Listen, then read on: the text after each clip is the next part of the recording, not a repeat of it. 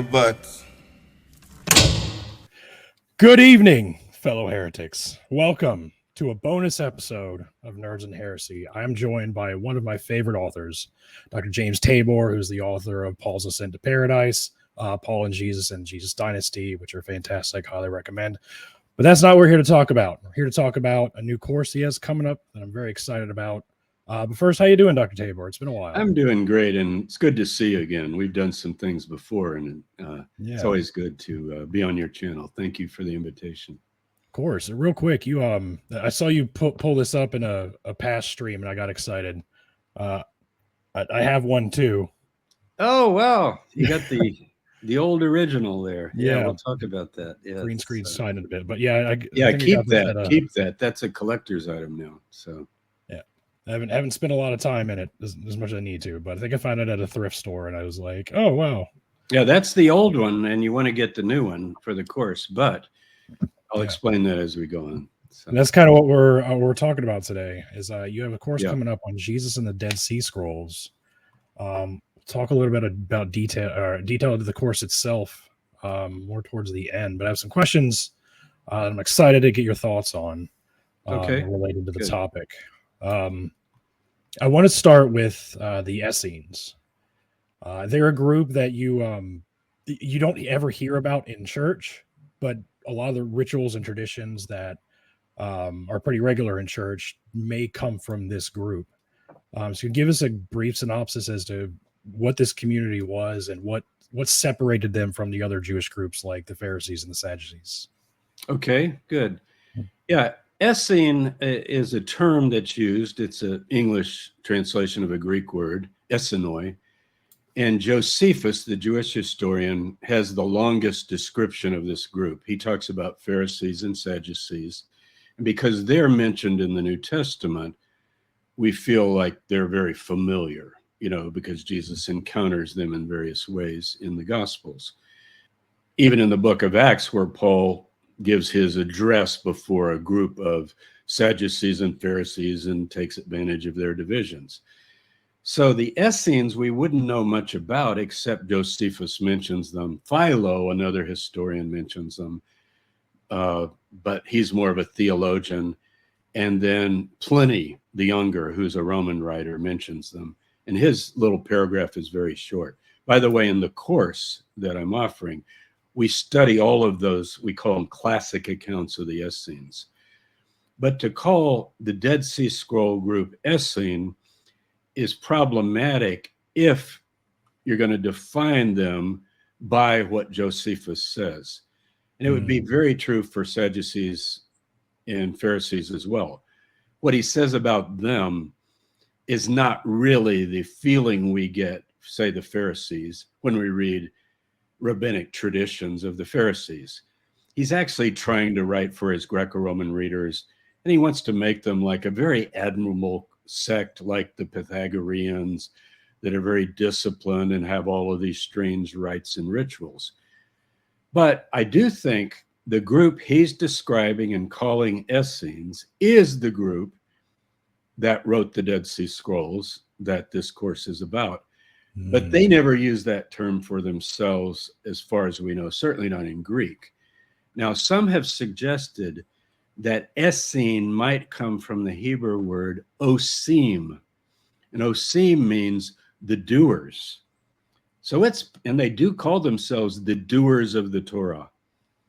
Now there you immediately, if you know the New Testament, remember Jesus saying, don't be hearers of the Torah or the word, but be doers. Now, if we put that into Hebrew, it would be osim, be ones who do. And Paul uses that as well. Talks about the doers of the Torah and the hearers of the Torah that don't do it, right? So if that etymology is correct, and it could be, I sort of like it, maybe, Essene does come from something that the scrolls would use. But as far as the absolute name, like we have it in Greek, they don't call themselves that. I know you have other questions, but when you're ready, I'm going to tell you what they call themselves. But I want you to handle it the way you would. Yeah, I suppose we could transition through this. This next question will be transitional to that point. Okay, good. was this were they a fairly secretive group? Did they kind of keep to themselves a little bit? Like they weren't so much like the Pharisees out yelling at everybody, or were they? How would you Yes and no. Josephus says, and it's not like when he describes Essenes, we should throw all that out. He gives us material that correlates well with what we read in the scrolls. One of the things he says that helps us to know what's going on is that you have a core group. I like to call it sort of the spiritual headquarters group that are celibate males. A lot of times people read that and they don't read all of his account and say, oh, it's a celibate group. They don't like women. They don't marry and so forth. Well, this elite group are priestly and they think the end is coming near, very near. They think it's within 40 years of the teacher's death. So they're very apocalyptic. So they're a lot like Paul when he advises people, it's better if you don't get married like me because of the present distress. And then he says, the end of all things is at hand. The time of the end has grown very short, very near, he says. So, but then Josephus also says that others marry and have children and they're in every village, but he says they live outside. So they're not running the synagogues like the Pharisees were. They're not running the temple like the Sadducees were, but they are an influence. There's no question that Jesus dealt with Essenes, if you want to call them that, or people that we now know. I like to call them the scroll group or the Dead Sea Scroll group rather than a label, and then describe what they are. But they're separatists in that sense. I'll tell you this, they think, if you ask them, well, what's your view of the world and Judaism as a whole, all the groups of Jews worldwide, they would say, basically, they're all children of darkness, and our group are the children of light. Now, we might think Jesus is pretty universal. Remember in the course, I'm doing Jesus and the Dead Sea Scrolls. But he does say, you are children of light, not children of darkness. And the Apostle Paul says that too.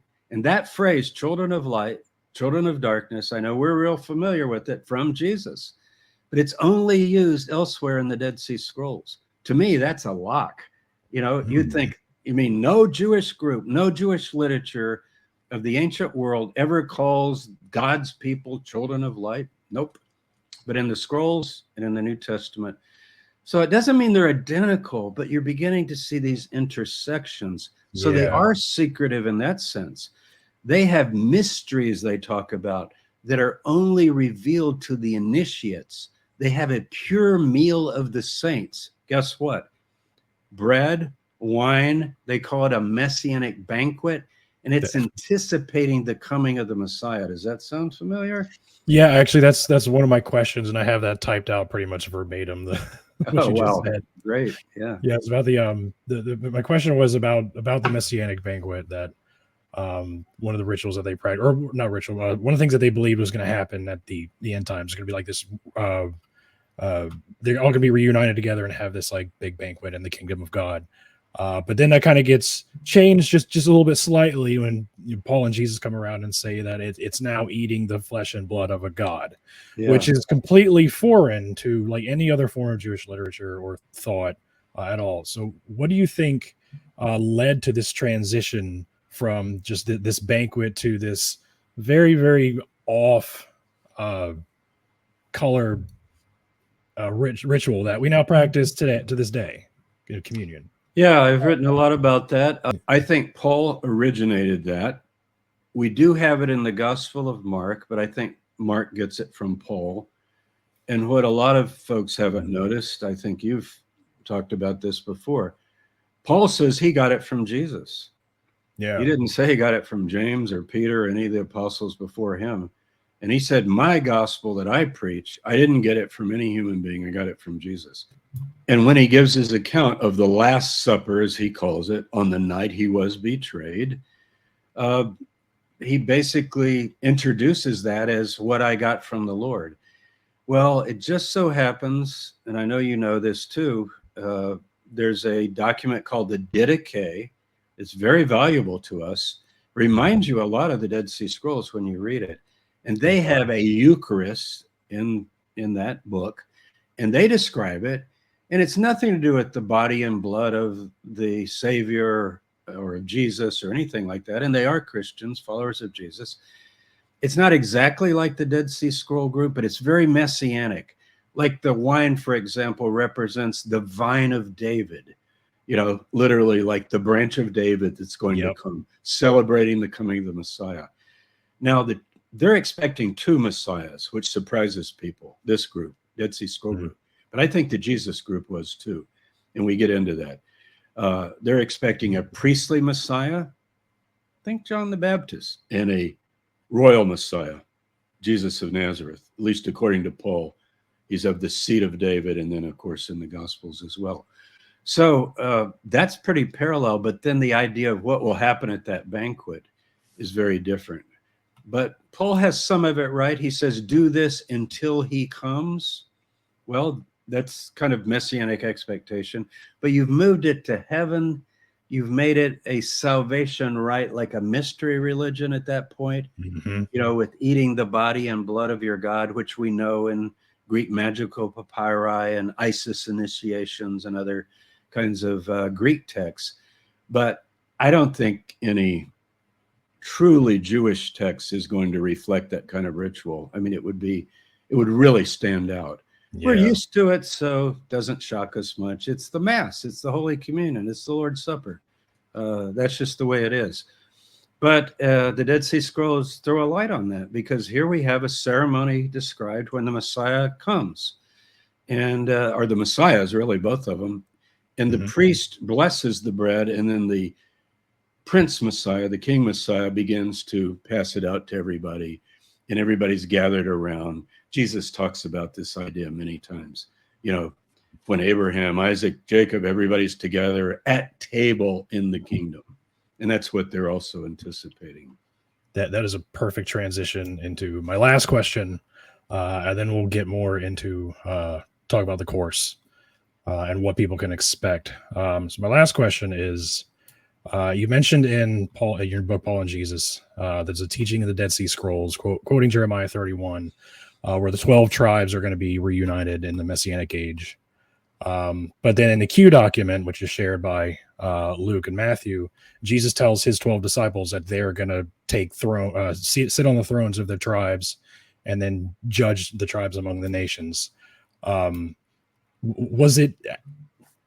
common was it to take passages from the Hebrew Bible or the Dead Sea Scrolls and sort of reinterpret them to be more, I guess, modern or relative to their current situation?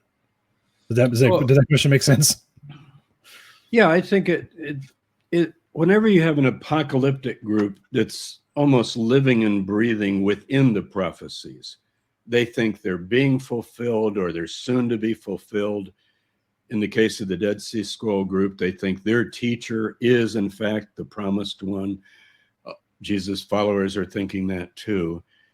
Once you're in that world, it's very easy to begin to expand that. For example, if Jeremiah 31 says the new covenant is with the regathered and reconstituted Israel, and you believe you're the Messiah figure that's going to do that, Isaiah 11, you begin to string these things together. Well, when you do that, you would be the king Messiah over the kingdom of God. But then each tribe would also need a leader. And so Jesus chose 12 apostles that he ordained. And in Q, at least, they are, I call them a kind of a cabinet. We would say today, the president has a cabinet in the United States and other countries. Most prime ministers have a kind of inner group of the secretaries that work with them. So they're the administrators that are going to work with the executive, to use modern terms. But I think it fits there. So Jesus really is forming a kind of pre-government council for the takeover that he expects to come when he is installed as the Messiah, when all the tribes are gathered back together as the prophets foretell. So it's not a big stretch to talk about 12. And in fact, in the Dead Sea Scrolls, it really surprises people to know this. They talk about in their community rule, where they set up their whole movement, We will have a council of 12. Well, they don't associate it with the tribes directly, but 12, come on. And they think they're very near the end, and they think the teacher is the one to come, and the messiahs are right behind him. And they think from the death of the teacher to the coming of the messiahs is going to be about 40 years. So they think they're living that final generation. It's not a stretch to think that they also thought that their council would rule over the various tribes. I mean, what else would they be for? Why 12? I mean, 12 shouts. Interesting. The tribes, So I hope a lot of your viewers will sign up for the course. Let me just throw in a little pitch at the end here. All of this we will cover, and of course, much more. But it's 10 lessons, and I want to stress it has a thick course pack, over 50 pages, all kinds of readings and PDFs. I mean, we really went all out on this. I wanted to give you what I would give in a college course. So no grades, no tests. So you get to study it with your own pleasure and in your own time. We're also going to have Zoom meetings once a month with the students. You can come together, not a webinar, but actually gather with me, and we'll talk, and anyone who's signed up for the course is invited, and we'll record those so that if you couldn't make it, like it's like recording a class or something. So I'm really excited, and I hope we get a lot of your viewers. I know your viewers know a lot about this, and they're the kind of people that will benefit from this course. So really, thank you a lot, Rick. My viewers are very smart. Thank you for the compliment. We are out of time, but thank you, Dr. Tabor. This was a very fun conversation. Very much looking forward to the course. Everyone watching, you can find links to it in the description below. Thank you again, Dr. Tabor, and hope to talk to you again real soon.